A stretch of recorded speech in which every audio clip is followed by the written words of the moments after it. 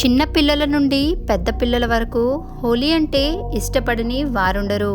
అయితే అసలు హోలీ జరుపుకోవడానికి వెనుక ఉన్న రహస్యం, దాని విశిష్టత ఏంటో తెలుసుకుందాం. దానికి ఈ వీడియో చివరి వరకు చూడండి. Hi friends, welcome to my channel Gruhalakshmi diaries. నా ఛానల్ని సబ్స్క్రైబ్ చేసుకున్నట్టయితే ప్లీజ్ సబ్స్క్రైబ్. హోలీ జరుపుకోవడానికి ముఖ్యంగా 3 కారణాలున్నాయి. అందులో మొదటిది, భక్త ప్రహ్లాదుడిని రాక్షసరాజైన హిరణ్యకశిపుడు తన సోదరి హోలికాను తన కొడుకును చంపమని ఆదేశిస్తాడు. కానీ విష్ణు భక్తుడైన ప్రహ్లాదుడు మంటల నుండి క్షేమంగా బయటపడతాడు.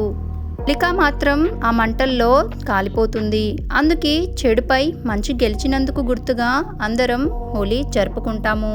రెండవది, రాధాకృష్ణుల ప్రేమ. శ్రీకృష్ణుడు తాను నలుపు రంగులో ఉన్నాడని చాలా చింతిస్తాడు. కానీ తెల్లగా ఉన్న రాధకు ఎలా అయినా రంగులు పూయాలని అనుకుంటాడు. రాధకు రంగులు పూసి ఆడుకుంటున్న ఆటను క్రమంగా స్నేహానికి, ప్రేమకు చిహ్నంగా మారింది. అందుకే అందరం కలిసి రంగులతో హోలీని జరుపుకుంటాము. మూడవది, వసంతకాలం. చివరిన వసంతకాలం రాకను ఆహ్వానిస్తూ ప్రకృతిలో వచ్చే మార్పులను పండుగలాగా జరుపుకుంటాం. కొమ్మలు చిగురిస్తాయి, ప్రకృతి అంతా అందమైన రంగులతో నిండిపోతుంది. వసంతకాలం అంతా చాలా అందంగా మారిపోతుంది. కారణం ఏదైనా సరే, హోలీ అంటే నచ్చని వారుండరు.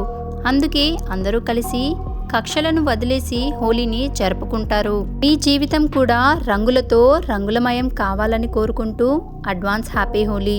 మీకు ఈ వీడియో నచ్చినట్టయితే లైక్ చేయండి. ఇప్పటి వరకు ఛానల్ని సబ్స్క్రైబ్ చేసుకున్నట్టయితే సబ్స్క్రైబ్ చేసుకోండి.